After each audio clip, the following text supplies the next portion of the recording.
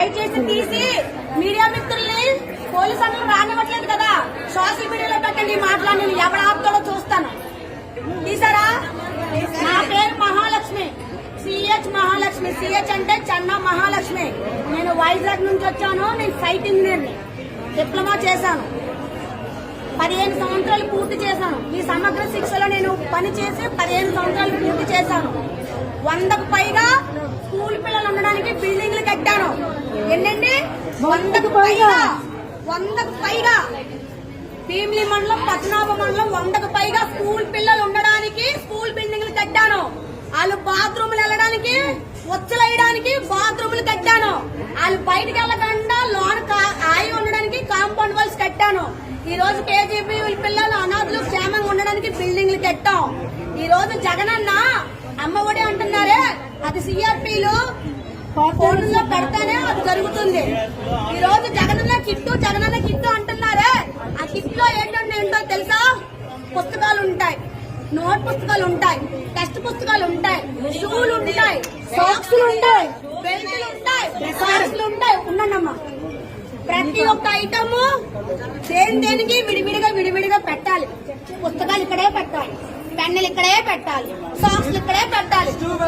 అలాగే ఇది కలిపితే ఉద్యోగం తీసేస్తా, అది ఇక్కడ పెడితే ఉద్యోగం తీసేస్తా అన్న. నాకు అర్థం కావట్లేదు. నువ్వు నాకు ఎంత ఇస్తున్నావే జీతం? 1,00,000 ఇస్తున్నావా? 50,000 ఇస్తున్నావా? 40,000 ఇస్తావా? 30,000 ఇస్తావా? నువ్వు ఎంత ఇస్తున్నావు? నువ్వు ఎంత జీతం ఇస్తున్నావన్నా? నేను మాట్లాడినట్టు నువ్వు మాట్లాడు. నీకు ఇష్టం మైకో. కడుపు రగిలిపోతుంది, ఆకలి వేస్తుంది. సమగ్ర శిక్షలోని ఒక సైట్ ఇంజనీర్ కాదు, ఒక సిఆర్పీ కాదు, ఒక ఎంఎస్ ఆఫీస్, ఎంఈ ఆఫీస్ లోని ఉన్న సిబ్బంది 9 విభాగాలు ఉన్నాయి. 25,000 కుటుంబాలు పనిచేస్తున్నాయి. అన్నా, నువ్వు నాడు నేడు గొప్పగా చెప్పుకుంటున్నావు, అమ్మ ఒడిస్తున్నానని గొప్పగా చెప్పుకుంటున్నావు. జగనన్న గోరుముద్ద అంటున్నావు, చక్కీ అంటున్నావు, గుడ్డు అంటున్నావు, గాడిద గుడ్డు అన్నావు. ఇవన్నీ ఎవరు చేస్తున్నారు? నువ్వు లక్షల జీతాలు టీచర్లు చేస్తున్నారా? మేం చేస్తున్నాం, కాంట్రాక్ట్ ఎంప్లాయీలు చేస్తున్నావు. మా శ్రమను దోచుకుంటున్నావు. అన్నా, ఒక జలగ పడితే ఉప్పు నీళ్ళేస్తే పోతుంది, కానీ నీకు ఏం చెప్పు పోతావన్నా. మాకెందుకు ఇంత శోభ పెట్టిస్తున్నావు?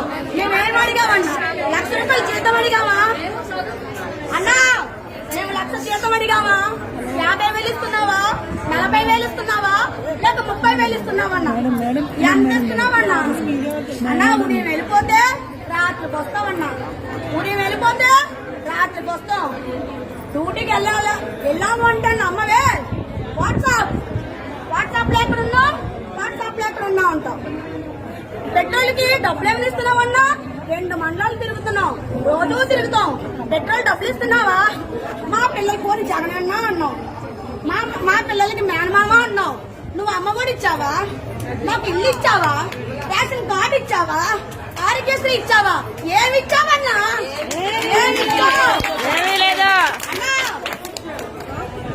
అన్నా, ట్రెజరీ జీతాలు అని చెప్పేసి అన్ని తీసేస్తున్నావు.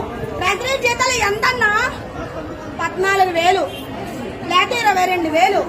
22,000 జీతం ఇచ్చి మమ్మల్ని ఇలా రోడ్డు మీద నిల్చోబెడతావా అన్నా? నేను విజయవాడ రావడానికి నా దరిద్రం ఉల్లిపాయలు కొంటున్నాను బాబోయ్.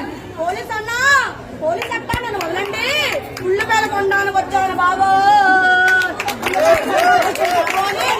రావాల్సి వచ్చిందన్నా. అన్నా, గాంధీజీ స్థాపించిన రాజ్యంలో ఉన్నామా? ఇందిరామ్మ ఉన్న రాజ్యంలో ఉన్నామా? ఏ రాజ్యంలో ఉన్నామన్నా? నాకు అర్థం కావట్లేదన్నా. అన్నా, నాకు ఎక్కడ అర్థం కావట్లేదన్నా. కానీ ఒకటి జగనన్న, మాట ముందు అన్నా అంటున్నాను, మాట వెనక అన్నా అంటున్నాను. నేను ఎంత ఫ్యాన్ ఒకసారి ఆలోచించు. నేనే ఓటైన అంటున్నానంటే టీడీపీ వాళ్ళు ఇంకేం ఓటేస్తారన్నా? నీకు ఎవరు ఓటేస్తారన్నా?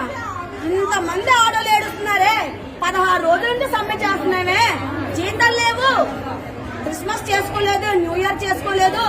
అక్క చెల్లెలు మేనమామ, మా పిల్లలకి మేనమామ అంటావు. నువ్వెక్కడ మాట్లావే? నువ్వెక్కడ మాట్లావా?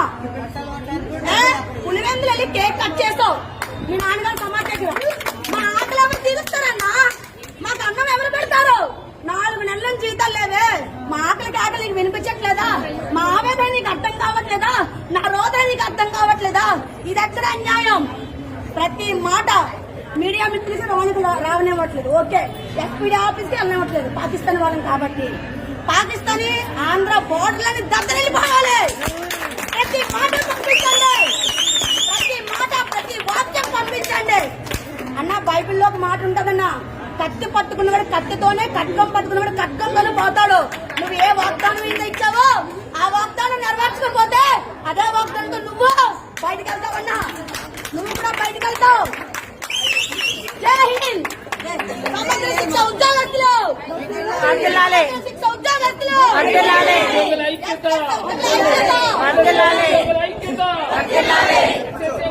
ఐక్యత